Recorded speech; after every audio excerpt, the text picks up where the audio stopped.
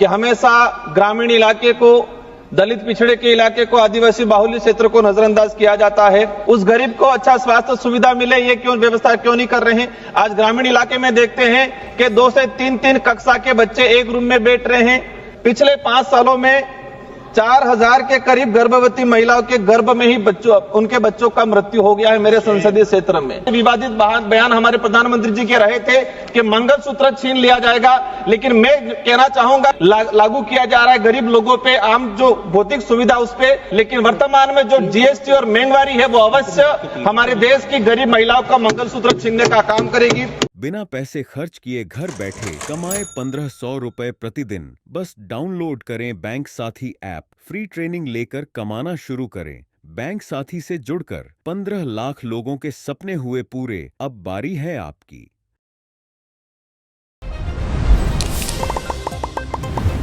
धन्यवाद सभापति महोदय, आपने मुझे बोलने का अवसर प्रदान किया।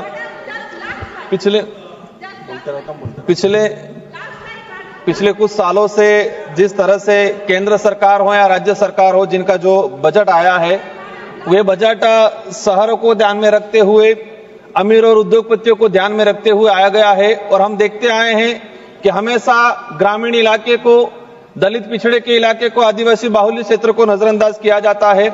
जिस तरह से देश में जीएसटी आम गरीब से लगा के अमीर तक जो जीएसटी लगा रखी है, हर वस्तु पे, खाने से लगा के कपड़े पहनने तक, या शिक्षा की हो, स्वास्थ्य की हो, जो जीएसटी लगा रखी है। हम चाहते हैं कि इस देश का जो गरीब पिछड़ा आदिवासी समुदाय जीएसटी दे रहा है, तो इस पैसे से हम उस परिवार के बच्चों को शिक्षा, अच्छी शिक्षा क्वालिटी मिले, ये क्यों नहीं कर रहे हैं? उस गरीब को अच्छा स्वास्थ्य सुविधा मिले, ये क्यों व्यवस्था क्यों नहीं कर रहे हैं? आज ग्रामीण इलाके में देखते हैं कि 2 से 3 कक्षा के बच्चे एक रूम में बैठ रहे हैं। लगभग 100 से 200 बच्चे एक टीचर के भरोसे हैं। तो ये जो पैसा हमारा ग्रामीण क्षेत्र को ध्यान में रखते हुए विशेषकर बजट में प्रावधान होना चाहिए। आज देश के अंदर जो स्वास्थ्य सुविधाओं की बात करें, विशेषकर ट्राइबल इलाके में, मेरे संसदीय क्षेत्र बांसवाड़ा डूंगरपुर का डाटा रहा है कि पिछले 5 सालों के अंदर, मैं आपके माध्यम से मंत्री जी का ध्यान आकर्षण कराना चाहूंगा, हमारे एक मंत्री जी राजस्थान से भी आते हैं। पिछले 5 सालों में 4000 के करीब गर्भवती महिलाओं के गर्भ में ही उनके बच्चों का मृत्यु हो गया है मेरे संसदीय क्षेत्र में। 5 सालों के अंदर 4000 के करीब।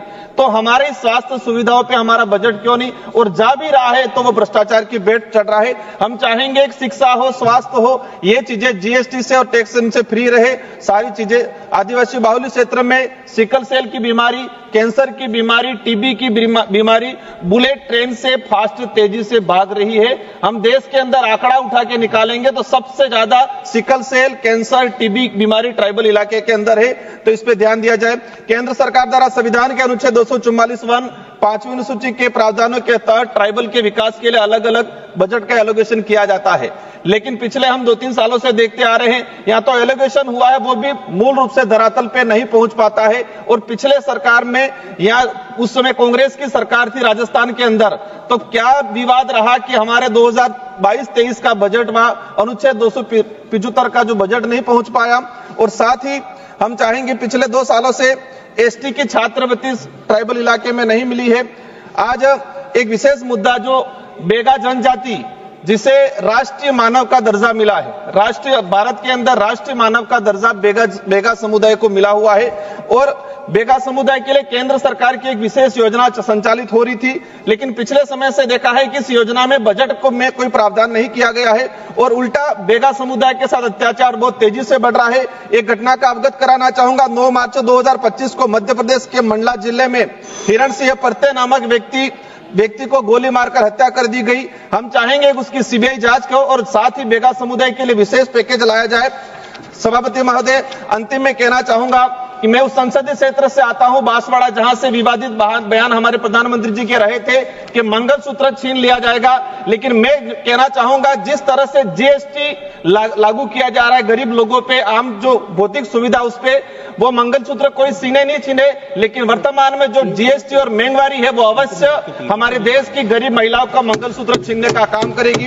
अंत में यही चाहूंगा कि हम देश के आम जनता के लिए भोजन सामग्री, शिक्षा और स्वास्थ्य सुविधा पे बिल्कुल जीएसटी नहीं लगाए और जो हमारे केंद्र सरकार की योजना जो ग्रामीण इलाके गरीब इलाके में पहुंचाने का काम करती है, आंगनवाड़ी कार्यकर्ता, सहायिका और चतुर्थ श्रेणी के कर्मचारी जो वर्तमान महंगाई के हिसाब से उनका जो बजट है वो बढ़ाना चाहिए और साथ ही रोजगार गारंटी योजना के तहत 20 से 200 से 275 रुपया मिलता है, तो वर्तमान महंगाई के हिसाब से उस बजट को लगभग 400 से 500 रुपए करने की जरूरत है।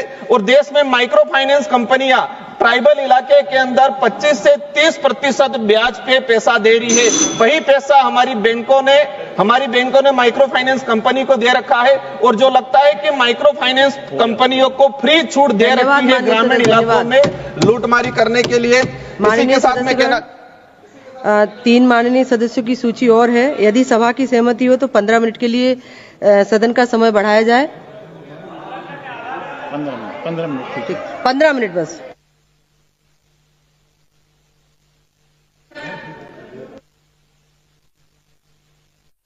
लाइन है इनकी, समाप्त करा दीजिए सभापति जी। अंतिम लाइन है, समाप्त करा। मैडम थोड़ी दया कर लेते। बोलिए भैया, बोलिए माननीय सभापति महोदय, वही चीज माइक्रो फाइनेंस कंपनियों पे उन पे बैन लगा जाए। उमेश भाई पटेल जी 30% ब्याज वसूल रही है। धन्यवाद।